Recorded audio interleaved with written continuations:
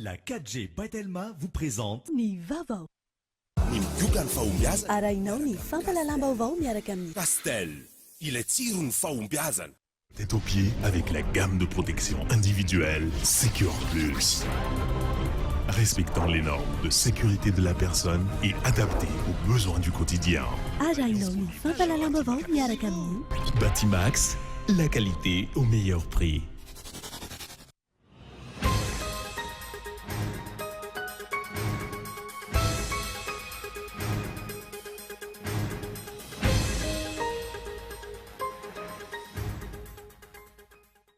Mikatso avokoa amin'izao fotoana izao ny fitopolo isanjato ny fandehanan-draha ara-panjakana hoy ny solombavamboaka ho an'ny fanovana. Goragora ny fitantanan'ny fitondrana ny harem-pirenena hoy ireo solombavambahoaka. Manararaotra ny fahatran'ny vahoaka ny mpitondra hoy ny mpanara-baovao tamin'ny fihetsika ny mpitondra omaly. Etsika mamita tena sady mamita bahoaka ny fihetsika nasehon'ny ireo mpitondra. Nanaraotra ny fitokona nataon'ireo mpiasa eny anivon'ny ministera ny asa-panjakana ny tompona andraikitry ny archive ary naneho ny alahelony. Fa nahinina no mpitehana ireo antota taratasy nitahiry ny momba ireo mpiasa-panjakana rehetra raha ny fanazavany. Nikatona nanomboka tamin'ity androany ity ny lycée moderne Ampifilo. Nilaza ireo mpampianatra fa manohana ny fitakiana ho an'ny fanovana iarana amin'ireo solombavamboaka 70. Maresaka iraisan'ny pirenena tanaty ady sy ramandriky natanterahana ny famindrana ny Brao Masivo Amerikana tany Tel Aviv nalefa any Jérusalem.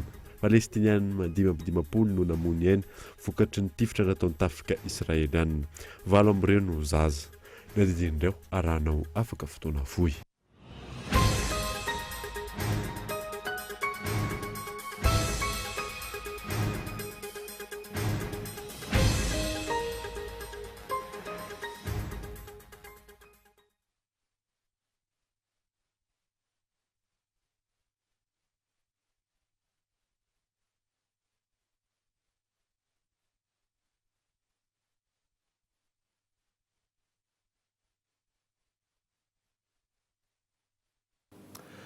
Salantra tompoko lasy tompoko avy manasanao anaraka ny fampalalam-baovao TV hatramin'ny farany anombotsika ny vaovao dia mikatso avokoa amin'izao fotoana izao ny fitopolo isanjato ny fandehanan-draha ara-panjakana hoy ny solombavamboaka ho an'ny fanovana.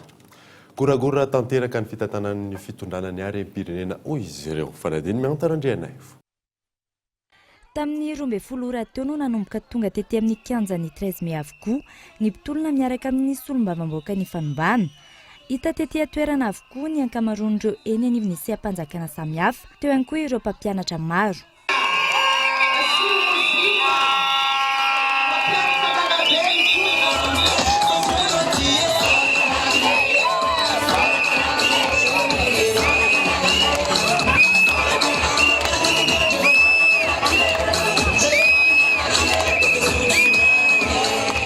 Baribary ankehitriny fa mandroso hatrany ity etsy-bahoaka ity raha ny hita tety an-toerana. Saika mikatso avokoa ny solombavambahoaka ny 70% ny machine administrative na ny fandehanan-draha ara-panjakana ary hamafy hatrany izany.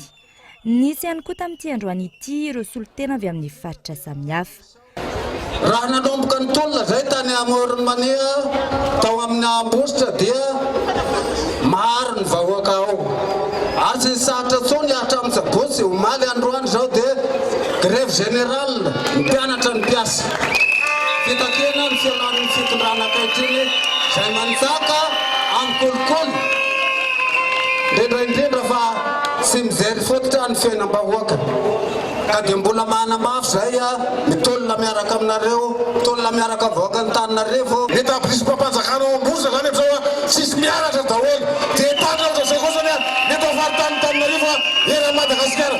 Linge sale, tompoko lasy, tompoko vavy avy andafy any. Se lave en famille. Linge sale, se lave en famille.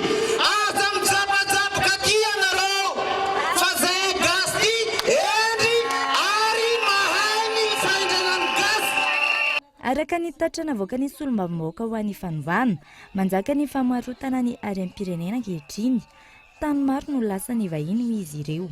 Amin'izao fotoana zao dia mbola mandeha ny fanaovana tantely afa-drakotra ny volam-panjakana ao anatin'ny orinasa fanalamanga tompoky lahy sy tompoky vavy. Misy vola amina miliara mivoaka isan-kerinandro mbola amena ny fitondram-panjakana amin'izao fotoana zao. Eketsika ve zany tompoky lahy sy tompoky vavy? Talohany zao nefa nanananay porofo fa misy famoaham-bola matetika ary tsy mandeha ara-drariny amin'izany orinasa izany.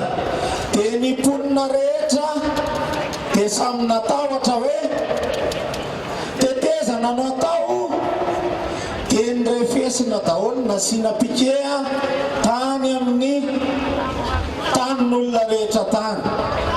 Noho izany akazobe apahatelina Analamanga ny velarana mbola mahery azy. Ny taninay na malalaka aza tsy omenay ny sinoa ary zay aleovolenay vary aleonay iompiana iomby ny taninay fa tsy omenay ny sinoa.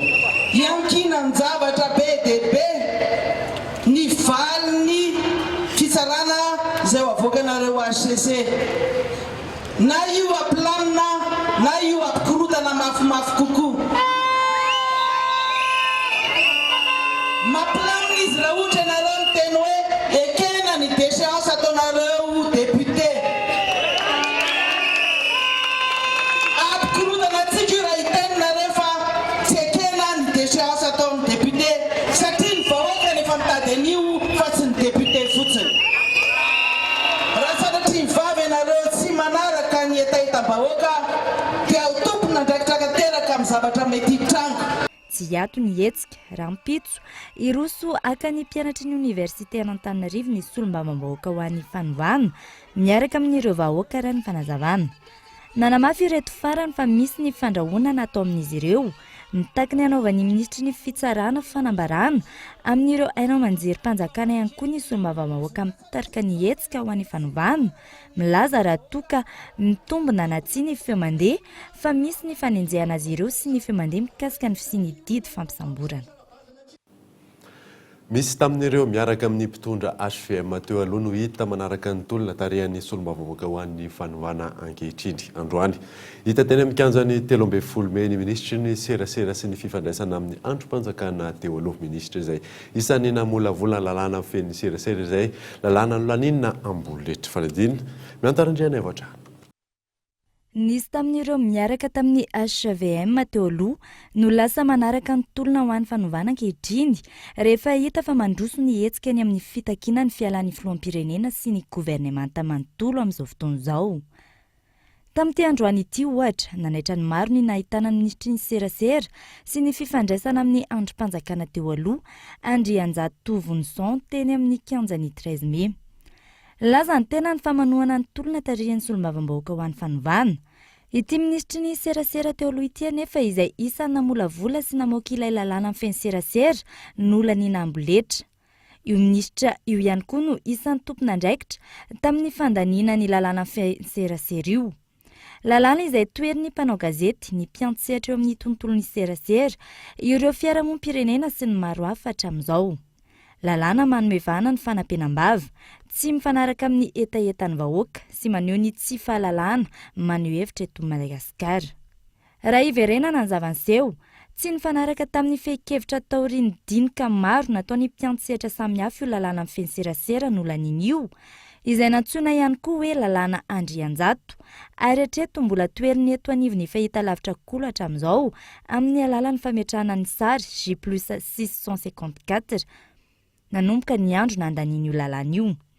Amin'izao fotoana izao anefa milaza ny manaraka ny hetsy-bahoaka ity ministra teo aloha ity. Mateti-pitranga eto amin'ny firenena ny sy ny mpanararoatra ny tolom-bahoaka tahak'izao ary isan'ny antony mahatonga ny malagasy tsy liana amin'ny resaka politika eto amintsika manoloana ny fahamaroan'ny mpanao politika mivadika palitao. Izay ihany koa no manaratsy endrika ny mpanao politika. Mipetraka manlaon'izany ny fanontaniana, inona no ambadika izao fanohana ny ministry ny serasera teo aloha ny hetsika izao. manararoatra ny fahatrany vahoaka izay ny fanohan-kevitra ireo izay nanaovana fanatediana androany manoloana ny fizarana valy amin'toy tamin'ny ady saritaka omaly tetsy Mahamasina Michela Ranarjona. Fizaram-bary tampotampoka fanomezana vola miendrika fividianana an'ireo vahoaka malagasy saika fanehoan-kevitra iombonany rehetra manoloana ny fihetsika nataon'ny fitondrana HVM indray omaly tetsy Mahamasina raha ny fanazavany mpandinika fiarahamonina iray fanampiana maharitra no ilain'ny vahoaka manoloana ny fahantrany malagasy amin'izao fa tsy fisehosehoana sy fanambaniana ny mpiray tanindrazana tahaka ireny. Le vanim-potoana anaovana an'ilay izy marina fa hoe mbola tsy tafiditra propaganda ary tsika izao fa mandeha fanomezana dia le vanim-potoana zany hoe famaninana no izao zay ny anankiray dia ny faharoa ao anatin'ny fahararano koa tsika izao ny fahararano fotoana fidinany vidina vary raha vary ny resantsika dia ny dikan'izay koa zany dia ohatran'ny voamay zany lasa mety hoe faninana amin'ny eny-tatsaha zany anankiray koa rehefa mahita ianao hoe misy mihotakotaka mifandrombaka mihitsy ao anatin'ilay izy aloha amin'iny lafin'iny dia atsapanao ihany hoe tena filana fototra ilay izy ary mety efa betsaka ny tsy manana tsona dia lasa miady sakafo zany mety hany tsara ny manome tsara manao tolotolotra fa ny tena tsara indrindra raha ohatra ka afaka manao zavatra maharitra. Laza kosa ny solombavavahoaka ny fanovana fa ahitana taratra sahady ny mety ho endriky ny fangalaram-bato ho ataon'ny HVM ny tranga tahaka ireny. Fahitana reny moa zany dia zava-tsatsotra ny lecture azo anaovana azy.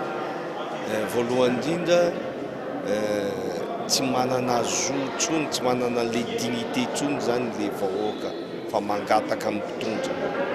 Fa ahafantarako azy dia hoe tompony mangatakaty zany ny vahoaka. Amin'ny lafiny politika dia ireny zany no ataondreo fitaovana hampiasana hazahoana vato fa tsy tahaka ny eto amin'ny 13 mai ny eto tsisy vola zaraina ny eto tsisy olon-tambazana fa entan'ny fitiava-tanindrazana sy tolona hanasoan'ny firenena. Fanambaniana sy fiheverana ny malagasy no azo sokajiana ny tahaka ireny raha ny fanazavan'ny solombavambahoaka ny fanovana hatrany. Maly ny arahantsika nahita fa niantso olona rajao atao amin'ny Palais des Sports Mahamasina. Inona ny dikan'ireny? Efa mandrovitsy izao rajao nary-mampianina sy ny ekipany. Tadiditsika fa nilaza izy tamin'ny fahita lavitra fa aseho ianao izy fa mahantra ny vahoaka malagasy zay teneny. Azo hitara fa nany fahantrany malagasy izay efa diso lalina ny zavan-tranga tao Mahamasina omaly saingy tsy hitany mpitondra zany raha ny fiziriziriny amin'ny heviny amin'izao fotoana izao. Akoatra ny fanararotana ny fahasairana ny vahoaka malagasy ataon'ny mpitondra raisan'ny maro ho fametana ny vahoaka ihany koa ny fihetsika fanambazana atao amin'ny izy ireo tambazana amin'ny zavatra entana fampiasa amin'ny fiainana andavanandro ny vahoaka entana anatsarana endrika ny mpitondra fanadiny Lili Rabiata. Mahabeady hevitra ny mpanara-baovao ny fihetsiky ny mpitondra miverimberina hatrany amin'ny fanambazana vola, fanambazana fizarana entana samihafa ilaina amin'ny andavanandro amin'ny fanotronana ny hetsika ataon'izy ireo. Tahaka ny natao omaly, fanokafana ny herinandro ny vaksiny, mifanindra andalana amin'ny herinandro ny fahasalaman'ireny sy ny zaza no hetsika natao. Hatramin'ireo be antitra nefa hita teny amin'ny lapan'ny fanatanjahantena ny Mahamasina ary nilaza fa notanterina tamin'ny alalan'ny fiara manokana avy any Sabotsinameana ary nampanantenana fanomezana. Ny ben'ny tanàna any Sabotsinameana no nandray amin'ny tanàna ny fitaterana ireo mponina avy any amin'ny faritrio ary nampanantena fanomezana. Hoe eto amin'ny devant eto no ampidirina. Nandron'le généraly amin'ny vavady. Fa io koa zao mera Sabotsinameana solonay io izy io. Ny mpanao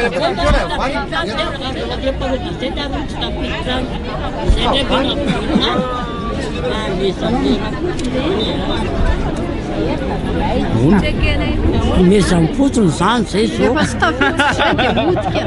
Ben'ny tanàna izay fantatra fa lany maleo tena tany am-piandohany saingy nivadika ho HVM taty aoriana. entina hanehoana ny mpanaradian'ny HVM no hanaovan'ireo fanambazan'ireo. Fomba fanao tahaka izany izay mamitaka ny vahoaka, mamitaka ireo notambazana fa ihany koa mamitaka ny tenan'ireo izay manao izany. Hita tamin'ny fiafaranetsika ny saritaka tamin'ny fizarana ireo entan'ireo. Mazava ihany koa fa tsy mifanaraka amin'ny isan'ireo tokony azo izany ny isan'ireo tonga teny an-toerana. Fampanantenana fotsiny araka izany no natao tamin'ireo mponina notanterina avy amin'ny komina toa ny tany Sabotsina Miana.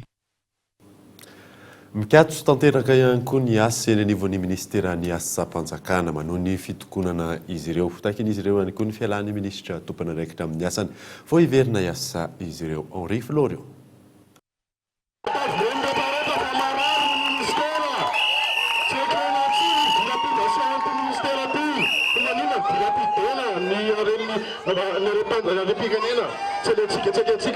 Ny fampitaona teny amin'ny ministera indray ny mpiasa eo anivon'ny ministery ny asa-panjakana androany amin'ny famoahana ireo tsindra zolena mahazo azy ireo ataony ministra mpitantana. Mikasy tanteraka ny asa rehetra atao anatin'ity ministera ity raha tsy miova ny ministra. Androany moa zany no andro indray zany ny fanomezana dia tanterana teto ity fivoriana androany ity noho ny indrindra fanehoana firaisan-kina amin'ny zava-misy eto amin'ny firenena ary indrindra ihany koa fanehoana firaisan-kina amin'ny mpiara-miasa izay mbola tratra ny teritery sy ny atso-jay isan-karazany.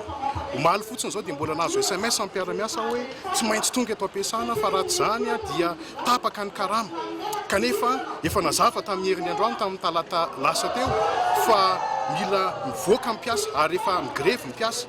Ka eto zany dia mitodika amin'ireo pila raharaha zany ireo usager zany izay maniry andalo eto amin'ny ministera fa tsy mbola misokatra amin'ny ministera tompoko mandra-pahatonga ny ministra vaovao. Nanao akanjo mainty ireo mpiasa mba hanehoana ny antson-jay, ny tapimbava izay ataony ministra tompona andraikitra sy ny fanehoana ny firaisan-kina ny mpiasa rehetra. Manentana ihany koa izy ireo ho an'ny mpiasa rehetra any amin'ny faritra hanamafy ny hetsika sy tokony avokoa.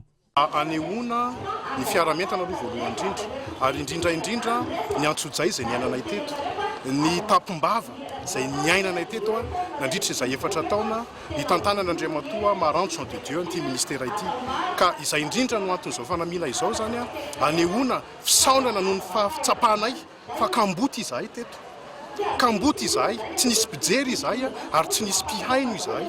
Ka eto zany dia mitodika manokana manao antso amin'isika mpiasan'ny ministera izay any amin'ny faritra rehetrarehetra any mba aneho ihany koa ny fiaraha-mientanareo, anakatso ihany koa ny machine administrative raha toa ka mbola io ministra io no sanatry ny vava miteny mbola hiverina eto amin'ity ministera ity manomboka amin'ny masonandro androany dia efa nazava ny tenay tamin'ny heriny fa tsy mandray baiko amin'Andriamatoa Maranto Jean de Dieu intsony ny mpiasan'ny ministera rehetra. Taorian'ny fanalan'ny tale jeneraly eo anivon'ity ministera ity izay naneho ny heviny amin'ny tsy mety ao amin'io ministera io mikatso avokoa ny asa rehetra tsy hisy intsony ny asa mandeha raha ny fanazavana raha tsy misolo ministra vaovao izy ireo.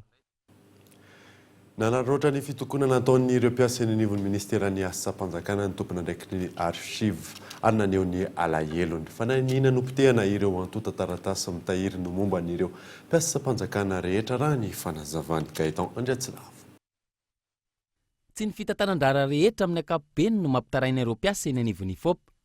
Eo ihany koa ny fampitehany archive momba ny mpiasa-panjakana rehetra manerana ny nosy. Netiko tao menatra olona mihitsy afa izy le vazaha hoe mais c'est de la poubelle monsieur.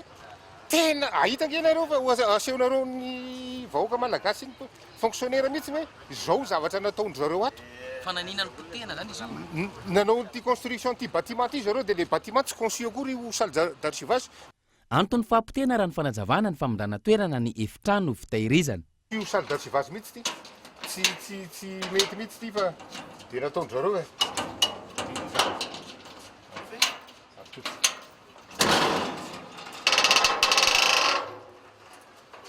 Zany ny fofana tasy aloha.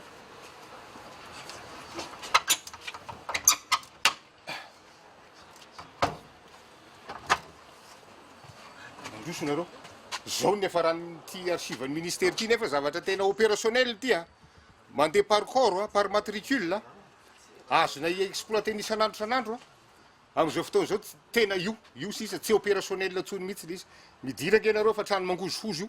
korontana ambony ambany no hita raha vao niditra tao amin'ilay efitrano vaovao izay natsangana tamin'ny alalan'ny kitrano trano sy ny fahafantaran'olona.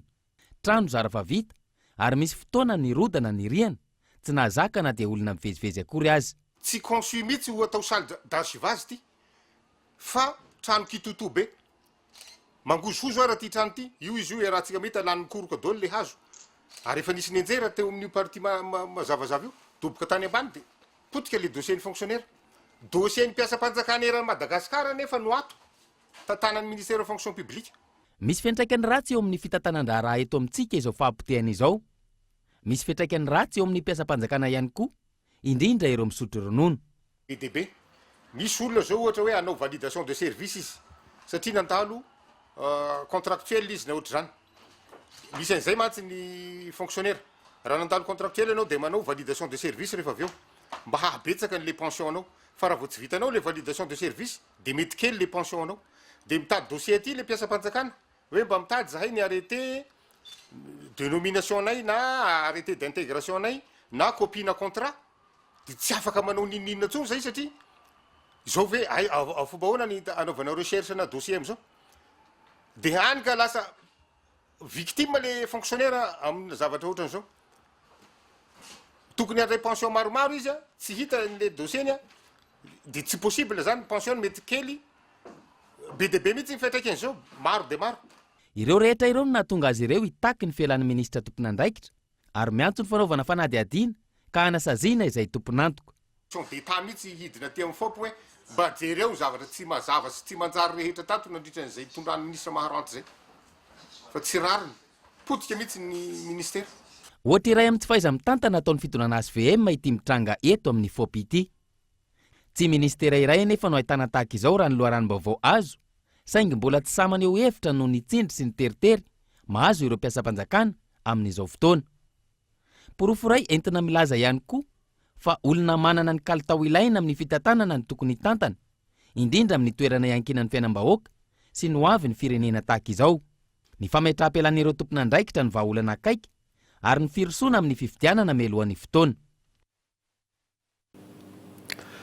Nandresy kosa ny syndicat-ny polisy tamin'ny didy famindran-toerana izay saika nampiarina tamin'izy ireo. Fepetrano raisina taoriana ny fanehoan-kevitra nataon'ireo syndicaliste eo anivon'ny polisy pirenena io famindran-toerana io. Riflorian.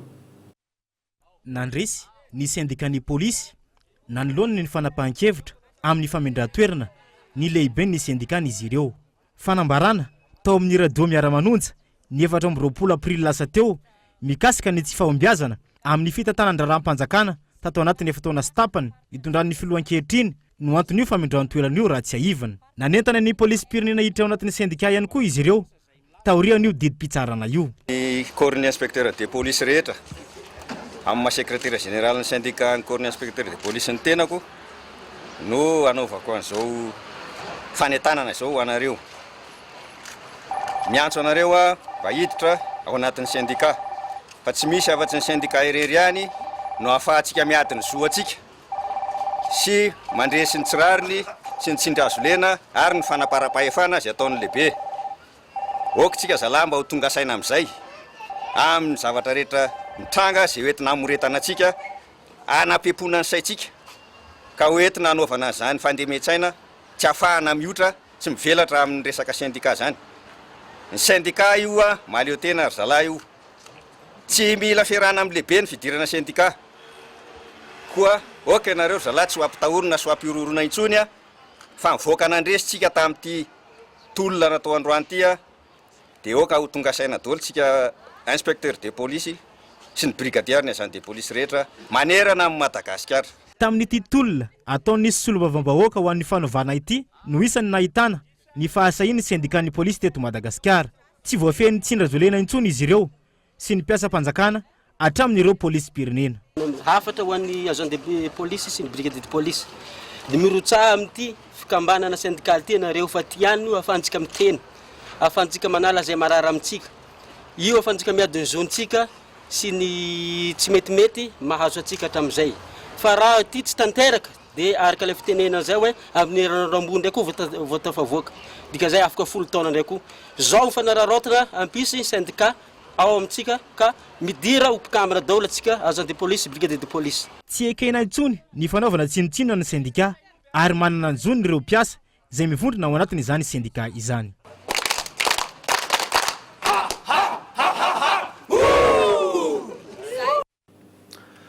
Fotoanany dokavarotra eto amin'ny vaovaon'ny Cool TV aorinan'izay nandraisantsika vahiny mahakasika ny hetsika izay karakarain'ny Cool TV FM eo ihany koa ny fampahafantarana ny rallye module première édition 2018 izay karakarain'ny club FMMS Samareva Veoary.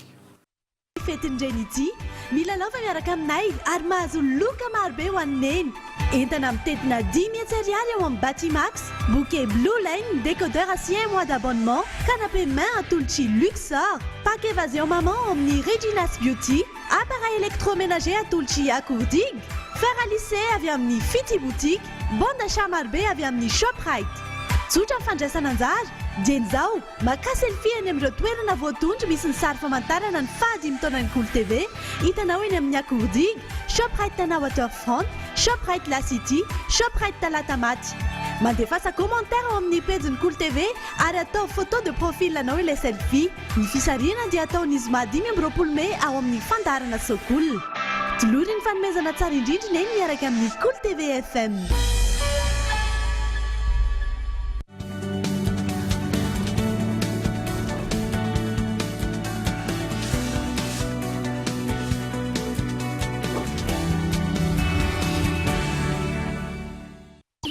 Faites-lui plaisir, la promo continue. Bénéficiez jusqu'à 15% de remise sur votre smartphone préféré. Avec son écran ultra résistant, le Telma Titan est maintenant à 259 000 arrières. Promo flash valable du 11 au 31 mai. Rendez-vous en Telma Shop.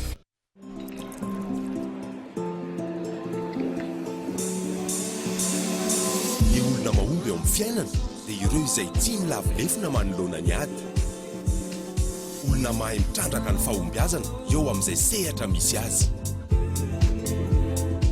Tsy miaohatra, tsy misalasala, fa mandray an-tanana no aviny. Tsy ambaratelo ireo karazan'olona ireo ny migioka ny fahombiazana miaraka amin'ny Castel. Castel, ilay tsiro ny fahombiazana. Efa azonao tsy vahina amin'ny endriny 5 centilitatra.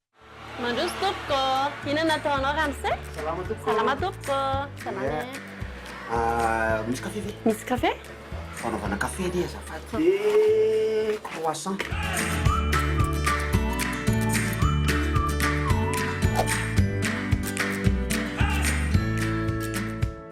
Mastoary eo. Ianao madama anareo ve mba nieritreritra ny hoe hanitatra ny tsena nareo ty? Tena mieritreritra mihitsy zay hanitatra tsena. Nareo ve zany manieritreritra ny hoe indram-bola any amin'ny banky? Eo an'ilay findramam-bola zany ohatrany tsy mieritreritra ny indrarikinindrina vola mihitsy zay a sady ny problème anay zany eo amin'ilay ohatra misy accident nefa ny vola tsy maintsy aloha foana dia ohatra misy manahirana kely anay dia nieritreretinay zany hoe anangona tsikelikely foana zany manitatra tsikelikely.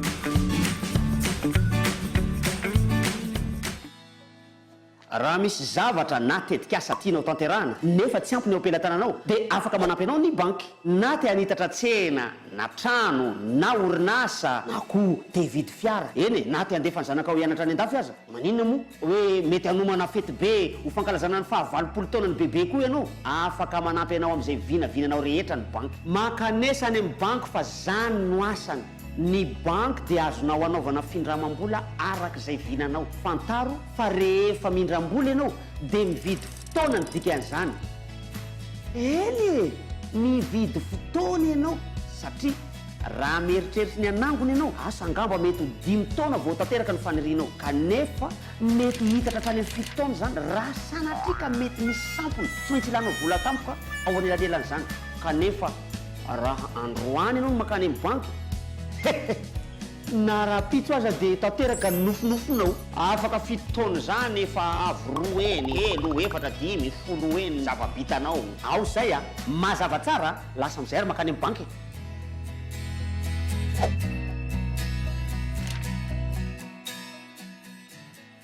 Ary zay reto mbola eo ihany lasa hoa any amin'ny banky miona velomo.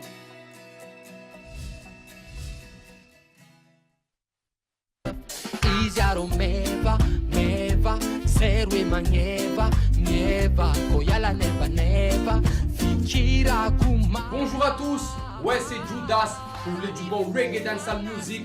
On se donne rendez-vous le 26 et 27 mai 2018 à Nocipé. Tous unis contre le sida.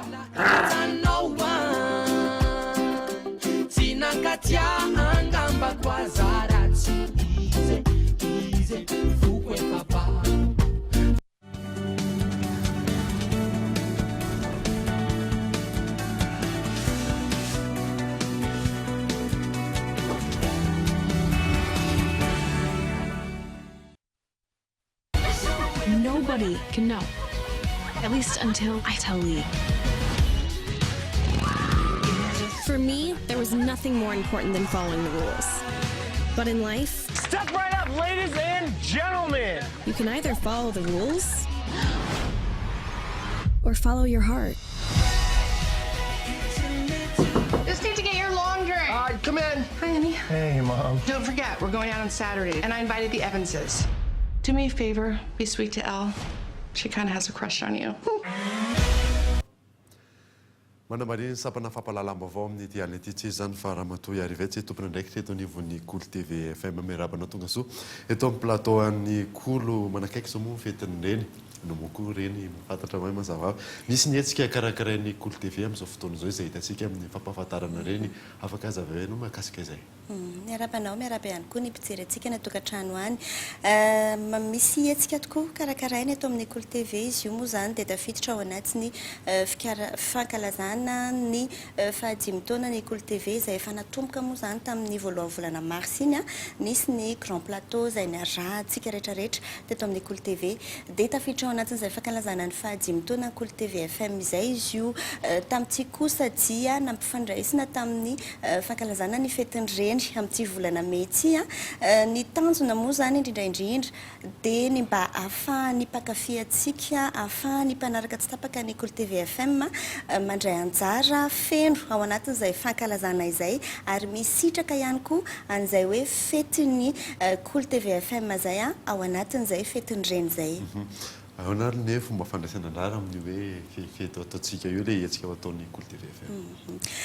Fandraisana anjara dia tsotra satria sady eto amin'ny Kolo TV FM ilay izy no ao anatin'ny page Facebook ny Kolo TV FM ihany koa misy zany sary famantarana izay efa napetraka eny amin'ny centre commercial Hanakefatra zany hoe eny amin'ny Accordique dia eny amin'ny Shoprite La City, Shoprite Talatamaty ary koa Shoprite tana Waterfront dia rehefa mandalo eny zany ny olona entanina zany ny olona andalo eny dia manao selfie eo anoloana ilay sary famantarana rehefa azo io selfie io dia atao photo de profil ilay izy dia rehefa vitanao izay photo de profil izay dia miditra ao anatin'ny page-ny Kolo TV FM dia ao anatin'ilay sary fanentanana zany ny olona no manoratra commentaire hoe photo de profil dia tiako mariana kely ho antsika rehetrarehetra izay manontany ny tokantrano any hoe mety ve raha ohatra ka hoe tsy ineny tsy voatery ineny manao selfie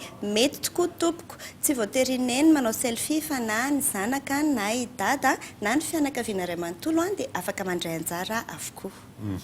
Zay misy ny saika fanontaniako teo hoe ny olona rehetra zany afaka mandray anjara amin'izy io. Afaka mandray anjara daholo mihitsy ny olona rehetrarehetra ary na any amin'ny andro ataontsika hoe farany herinandro na amin'ny andavanandro dia azontsika ataony mandalo eny amin'ireo toerana voatondra ao anaty dokam-barotra ireo manao an'izay selfie izay. Inona daholo ary ny loka? Mazava ho azy tokoa rehefa misy ny lalao toy izao dia misy ny loka maro be ny loka ary saika loka goavana daholo izy ireo tavita zany hoe misy ny avy amin'ny Batimax izay Bondachamp moa zany ny filaza azy misy ihany koa ny avy amin'ny Luxor misy ny avy amin'ny Regina's Beauty misy koa ny Bondachamp BDB avy amin'ny Shoprite dia misy ihany koa ny décodeur miaraka amina abonnement avy amin'ny Blue Line TV zany hoe loka maro be sady goavana daholo ireo loko ireo dia samy azo ny anjarany daholo farafahakeliny tena farafahakeliny folo eo ny mahazo loka zany amin'ny fisariana. Rovina no fantatra ny valin'izay fisariana izay?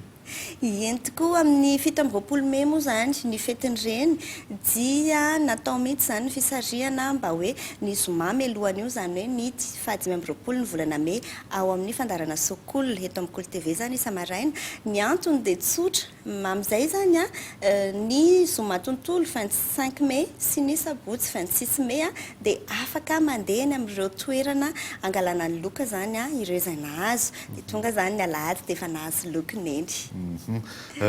Ny amaranantsika anazy afaka alevana hoe fanentanana mahakasika an'ity antsika Cool TV FM. Arak'izany dia manentana antsika rehetrarehetra indray anjara amin'ny olona lao izay karakarainy Cool TV FM ao anatin'ny fankalazana ny 5 taona ny Cool TV FM izy io ary ny reny moa zany no nomena vahana tamin'ity indray mitoraka ity tamin'ity volana May ity mandraisa anjara tsotra ny fandraisana anjara arao ny dokam-barotra izay mandeha eto amin'ny Cool TV FM arao ihany koa ilay publication izay nataonay ao anatin'ny page ny Cool TV FM dia mandraisa anjara hatramin'ny 25 May ho avy izao fa azo fanomezana mahafapony eny. Ankasanao fa iny tsy mitondra ny teto fampalala vaovao mahakasika ny fanazavana mahakasika an'ity antsika karakarainy Cool TV FM. Saotra antsika rehetra. Ny anoizantsika ny vaovao kosa indray dia mitohy ihany koa ny fitakiana ho an'ireo mpiasan'ny fahasalamana manerana ny nosy araka izany. Izy sy ny feonan'ireo mpiasan'ny fahasalamana rehetra tsy akanavaka ao amin'ny amphi HGR Rampitso amin'ny valora sy sasany fanampanazavana. Marina fa io fivoriana Rampitso dia miaraka amin'ny ireo député solotenan'ireo député zany no mitarika ny fivoriana io Rampitso ao amin'ny HGR. Araka zava-misy ihany koa dia manao déclaration zahay manambara amintsika rehetra fa tsy misy miasa ny mpiasan'ny fahasalamana manomboka Rampitso manerana ny Madagasikara. Service minimum zany ho fanajana ny vahoaka satria ny fahasalamam-bahoaka ny voaloka reny dia tsy maintsy misy service minimum any anatin'ny service. Eto ihany koa zay dia miantso ireo mpianatra paramètre rehetra sy ireo mpianatra médecine rehetra mba ho tonga amin'ny fotoana io satria tsika dia efa ao anatin'ny vosikajy ao anatin'ny mpiasan'ny fahasalamana any koa isika ireo. Misy fanamarihana kely ho atsika rehetra izay mieritreritra sy matahotra noho ny faneriterena samihafa dia marina fa tsy hisy izany fanapahana karama zany eto. Matoy zahay mijoro ohatr'izao dia vonona ny aro ny zoantsika rehetrarehetra ka aza manana ihany io tapaka karama ho tratrana codisy azo demande d'explication fa vonona izahay ny arontsika mpiasan'ny fahasalamana miaraka amin'ireo dokotera rehetra miaraka amin'ireo député ireo ihany koa. Nitokana nanomboka androany ihany koa ny lycée moderne Ampefilo nanao fanambarana araka izany ny mpampianatra ary nilaza fa manohana ny fitakiana ho an'ny fanovana iarahana amin'ireo solombavamboaka ho an'ny fanovana. Gaetan Andriatsilava. Manoloana ny toe-java-misy eto amin'ny tany sy ny firenena nampianatso ny mpanao gazety ireo mpampianatra eny amin'ny lycée moderne Ampefilo ary nanao fanambarana amin'ny maha-mpampianatra azy ireo fa tsy amin'ny maha syndicat. Noho ny tolona izay ataon'ireo solombavambahoaka 770 ho an'ny fanovana dia izahay mpampianatra sy mpandraraha rehetra ato amin'ny lycée moderne Ampefilo dia manona tanteraka ny tolona ataon'izy ireo no ireto antony ireto. Tsy voajery hatramin'izay ny momba ny anay mpampianatra ka zary faralahiny asa ny fampianarana eto Madagasikara.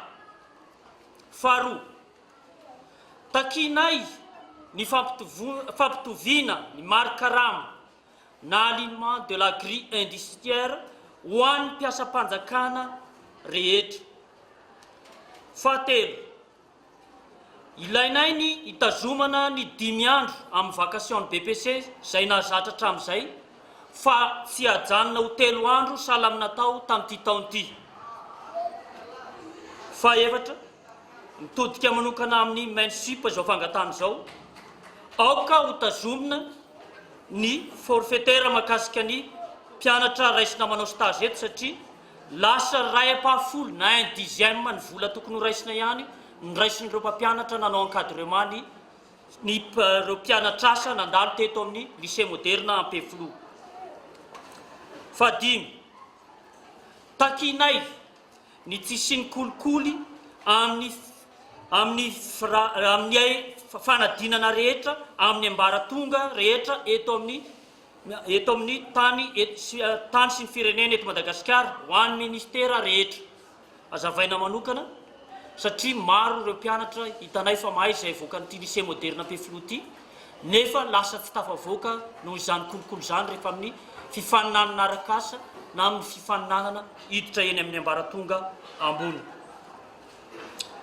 Manaraka irinay ary takinay mafy mba ampiakarana ny indemnité de logement zay mbola 4,2 monja hatramin'izao mba hakarina roetsy ariary. Noho izany nikatona nanomboka androany ny sekoly ary tsy hisy fampianarana raha tsy ny 12 ny volana May ho avy izao. Miankina amin'ny zava-misy eto amintsika nefa io daty io raha ny fanazavana. Manomboka androany fa miverina eto kosa zany zay ny talata 22 dia ny AG ndray marina ndray fa ny AG ndray zany manapaka an'izay hoe hianatra zay na tsy hianatra ndray zany hoe mbola mivorondre-pandeha zany zay dia miankina amin'izay fandehan-draharaha io zany no na ireprendre ndray zany zay hiverina mpianatra na tsy. Miantso ireo mpampianatra amin'ny toeran-kafa ihany koa ireto mpampianatra eto amin'ny LMA ireto. Mila fanovana ny rafitra ho izy ireo ary mila fomba fijery vaovao ny rafitry ny fampianarana sy ireo mpampianatra. Ireo rehetra ireo zay tsy mbola voava raha tsy misy ny fametraha-pialan'ny filoham-pirenena sy ireo mpikambana eo anivon'ny governemanta rehetra. Izany hoe ny fanatanterahana ny fifidianana melohan'ny fotoana ahafahana manova ny rafitra tsy mahomby. Ao anatin'izay sehatra izay hatrany dia namoaka fanambarana ihany koa ny solotenany ireo mpampianatra nambanan'izy ireo amin'izany fa hitokony ny eo anivon'ny Sisiko sy ny mpampianatra maro manerana ny nosy manomboka rahampitso fanampanazavana. Fanambarana izay mpampianatra mpandraraha mpanabe teknisian'ny tompona sy tompona ndraikitra eto amin'ny anivon'ny ministera ny fanabeazam-pirenena manerana ny nosy mivondrona ao amin'ny FM2F. Ina moa FM2F fiombenamben'ny mpiasa amin'ny fanabeaza ho an'ny fanovana izay manohana trany ny hetsiky ny solombavam-bahoaka 770 ho an'ny fanovana dia voalohany mahatsapa fa very asina tanteraka ny asa fanabeazana. Faharoa zara raha misy tambo-karama raha oharina amin'ny asa tao sy oharina mpiasam-panjakana hafa. Ambarana etona fa mitsahatra ny asa fampianarana sy ny asa birao manerana ny nosy fa ifahamtaony isika araka ny fandaminana isaky ny draina sy ny Sisiko mba anatrarana ny tanjona iombonana dia ny fanovana. Mariana fa misy solotenany FM2F isaky ny faritra andraisana ireo toromarika rehetra masina ny fanabeazana masina ny tanindrazana. Any amin'ny faritra kosa indray dia nandresy ny fokon'olona ary miary amin'ny tany izay nividiana ariary 7 metatra torajo ny orinasa Sino Sebam mamboly voanjo ao amin'ny fokotany Beparasy commune Antanimeva distrikan'ny Morombe any an-toerana io ny nasaina. Tanterana teto amin'ny lapan'ny fitsarana teto Morombe tamin'ity androan'ity ny fitsarana ny rarafy izay nitoriany ny fokon'olona atao Beparasy amin'ny orinasa Sino Sebam manao ny fambolena voanjo amina velaran'ny tany 20 hektara izay novidiana tamin'ny 7 ariary ny kilometatra kare ao amin'ny fokotany Beparasy commune Antanimeva distrikan'ny Morombe faritra Atsimo Andrefana no misy izany. Ny fitoriana izay mangataka ny fanajanonana ny fidiran'ireo Sino amin'ny tany fa ihany koa ny famerinana ny tany amin'ny fokon'olona noho ny fivarotana tsy ara-dalàna. Nandresy ny fokon'olona ny tory araka ny fanazavany ny mpisolo vava azy ireo. Ny tedravaka fizarana moa zany dia mahafapo anay satria zay moa zany nangataka nanao opposition naka ordonnance sur lequel tetevinany mba tsy hidiran'ireo Sino eo amin'ny tany io satria hektara marobe le izy ary fahazahoany zareo azy sy fidirana zareo teo dia tsy normal. Ka dia tonga taty tokoa moa zany le olona zay miseho amin'ny solotenan'ny Sebam le sociétén'ireo Sino izay sady mpamaritra no manana procuration nangataka ny rétractation ny ordonnance zany hoe sotonina le titre tsy mamela Sino to efa dia nekeny fitsarana moa zany hoe tsy niretracte ny ordonnance fa ny fanany nilazainy hoe tsy afaka miditra eo Sino. Izay zany didy zany hoe tsy tafiditra eo amin'ny toerana intsony aloha zany Sino satria misy contestation sérieuse. Taratasy izay nazahoany zareo an'ilay tany tsy mazava ary zareo koa miditra fosina an'izao nefa ny fokon'olona eo ambonin'ilay tany ka dia ohatran'izay zany fidiana. Hiakatra fitsarana amin'ny talata 7 May izao ihany koa ny raharaha mitovy amin'ity tranga ity ao amin'ny commune Antanimeva izay nazahoana Sino sy ireo malagasy vitsy tombotsoa. Velarantany maherin'ny 2 hektara ary novidiana tamin'ny 7 ariary ny metatra kare tamin'izany. Zay aloha zany dia afapo mihitsy ary engane ka mba misy ny kitody zany ny olona mba masamitsangana amin'ny zavatra tsy mety fa hoe tsy hoe mijery fotsiny hoe tonga Sino dia misy volo fa le tanindrazana mihitsy no lafo amin'ny zavatra ohatran'ireny satria ny vidiny efa ariary 7 ariary ny taratasy eo ambadika 30 taona aiza zavatra zany dia mahafapo any mihitsy. Lalana tokony hozoana dia mandeha aty amin'ny fitsarana rehefa misy zavatra ohatran'iny fa tsy olona roa telo fotsiny mamaritra tany be dia dia fokon'olona indray no tena tsy manana ny zavatra tokony titan'ny ombony na angalany rano na angalany. Entina aminao amin'ny fahalalam-baovao ihany ny sary mahakasika izany sy ny fivoarany toedrara izay no azo antaina oninasaina avy aty Morombe ho an'ny Cool TV FM. Vaovao ara-panatanjahantena kosa indray dia ho tanterahana mandritry ny 3 andro ny rally module première édition 24 izay tafiditra amin'ny première manche de championnat de Madagascar de rally izay karakarain'ny club ny FMMS Henri Florian. Nanatanteraka valandresaka ho an'ny mpanao gazety ny club FMMS androany manoloana ny fifananana izay nomeny anarana hoe rally module première édition. Ity rally ity no première manche amin'ny championnat de Madagascar de rally izay ho tanterahana ny 10 fahinina ary 17 ny volana May ho avy izao, izay iarahana miasa amin'ny vokotra lubrifiant module izay fampiasa amin'ireo fiara fanaovana rally eran'izao tontolo izao. Hanana mampiavaka azy ity fafanitsanana indray mitoraka ity, anisany amin'izany ny lalana. Tsy ho adino ihany koa ireo lalana izay efa nahazatra hatramin'izay. Ny rally module première édition zany izay karakarain'ny club FMMS amin'ity taona ity dia mahatratra 251,52 km ny totaliny. Ao anatin'izay misy faninanana manokana 111,29 km. Misy 12 misy an'ireo faninanana manokana izay 10 samihafa. Ny tena tanjona tamin'ity moa zany dia ny manavao zany hoe ny tena marina moa zany isa-taona izay efa nametraka an'izay tanjona izay hoe mba miezaka mitondra lalana vaovao foana mba tsy le efa le teo foana ihany zany no ifaninanana dia nahita lalana vaovao zay any côté Alarbi Ambatomanga sy Ambohitr'Andriamanitra iny dia any no tena betsaka indrindra amin'ilay spécial izay mahatratra 20 km izy ny asabotsy. Misy ihany koa ireo lalam-baovao atao anatin'ity fifaninanana ity izay vonamboarina tamin'ity taona 2024 ity. Mitombo ihany koa ireo mpandray anjara atao anatin'ity fifanitsanana ity. Manambola sy Behintsy misy 3 km ao anatin'le 9 km faingovalo dia misy 3 km lalana vaovao be mbola tsy nandalovan'ny rally mihitsy ny hatramin'izay izay mbola vao ataontsika hoe amboarina. Raha ny lalana indray moa zany dia ataontsika eo amin'ny 5 isan-jato tsara. Raha anatin'ny izay 9 km faingovalo izay ohatra no teneniko anareo dia 700 metatra ihany no mila fanamboarana fa ny ambony tsy misy na lavaka ray 530 ny mpandray anjara amin'ity taona ity. Izay zany ny tanjonay kanefa raha fijerinay anazy mihoatra amin'izay satria raha ny club anay fotsiny zao dia 17 ny anay. Misy ve ny surprise ataontsika hoe misy ny surprise satria ny mpifaninana kalaza lahy rehetra aloha zany zao ny eninay dia iverina andray anjara daholo amin'ity taona ity. Ohatra fotsiny hoe Mathieu iverina andray anjara izy amin'ny catégorie T2 ny anaovany amin'ity taona ity. Laza ihany koa ny eninay dia andray anjara amin'ny 2 roues motrices. Ao anatin'izany ihany koa nefa misy an'ilay tovolahy kely izay ataontsika hoe anisan'ny kalaza lahy amin'izao fotoana izay Hugo Louvel première liany amin'ity taona ity andray anjara ihany koa izy. Marina fa mahatratra 120 ireo épreuve spéciale fifananana ary mitotaly 112,90 km ny fitambaran'ireo épreuve spéciale ireo. Ny totaly be ny alavirin'ny lalana hodiavina kosa dia mahatratra 251,52 km. Ifampitaona mandritra ny 3 andro araka izany ny mpankafy rally ao anatin'ny première manche ny championnat de Madagascar izay karakarain'ny club FMMS. Maresaka iraisam-pirenena kosa indray dia tanaty ady sy raha mandrika tanteraka ny famindrana ny barony masivo amerikanina tany Tel Aviv alefa any Jerusalema palestinianina 5 no namony ainy vokatry ny tifitra izay nataony tafika israelianina valo tamin'ireo moa dia zaza avokoa fanadina. Ny tifitra ny mpanao fihetsiketsehana ny vondrona teo amin'ny sistany Gaza ny tafika israelianina. Antapitrisany maro ny palestiniana ny vondrona nohitra ny fitokanana ny masivo amerikanina any Jerusalema fampanantenana nataon'ny filoha amerikanina Donald Trump tamin'ny taona 2024. Tsy azo ekeo ny fanapahan-kevitra raha ny voalazan'ireo mponina ny Gaza.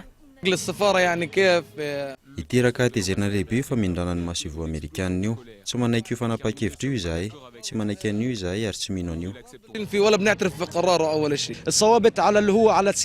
Naratra aho ary nateo aza ny ratrako dia mbola hiverina eny aho. Tsy atahoranay ny sniper na ny fitaovam-piadiana izy ireo. Namaly tamin'ny torabato ny tafika ny mpanao fihetsiketsehana nitondra fitaovam-piadiana mahery vaika ireo tafika ireo. Ho andreo palestinianina ampolony maro no namony ainy ary analy no naratra. hatramin'ny ady tamin'ny taona 2014 omaly no isan'ny nahafatesana olona maro ny ady teo amin'ny palestiniana sy ny israeliana teo amin'ny sistany Gaza. Renivohitry Palestina i Jerosalema fa tsy any Israely. Tsy hemitra izahay, iotra ny fefy izahay ary na inona sandan'izany. Tsy maintsy hoany izahay. Nanameloko io fifindran'ny masovy amerikana ny Jerosalema io ihany koa ny Hamas izay lazain'izy ireo fa renivohitry Palestina. Ny famindranan'ny masovy amerikana ny Jerosalema sy ny fanekenan'ny toerana io toy ny renivohitry ny entité sioniste dia raisinay ho fanitsana ny zon'ny vahoakanay eto amin'ny taninay ary tahaka ny heloka amin'ny mahaolona. Mariny Palestiniana amin'ity talata ity ny Nakba, ilay fifindramona nataona Palestiniana tapitrisany taoriany fananganana ny Israela tamin'ny taona 1770. Ainany mbola isian'ny ramandrika no io fihetsiketsehana io. Dia iny maresaka iraisam-pirenena iny manakatana ny fampalalama avao tamin'ity alina ity. Ankasitrahana ianao nanaraka izany soavatra raha daholo tompoko.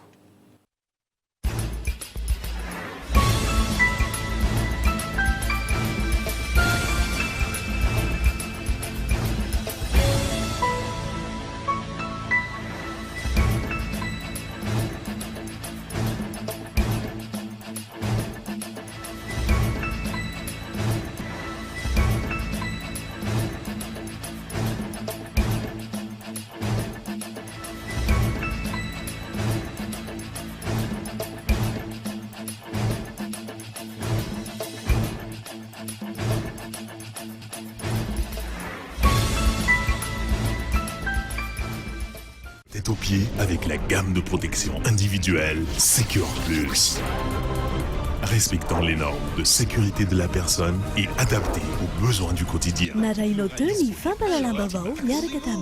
Batimax, la qualité au meilleur prix. Pastel, il est tiré une faumbiazan. La 4G by Telma vous a présenté Ni Vavao.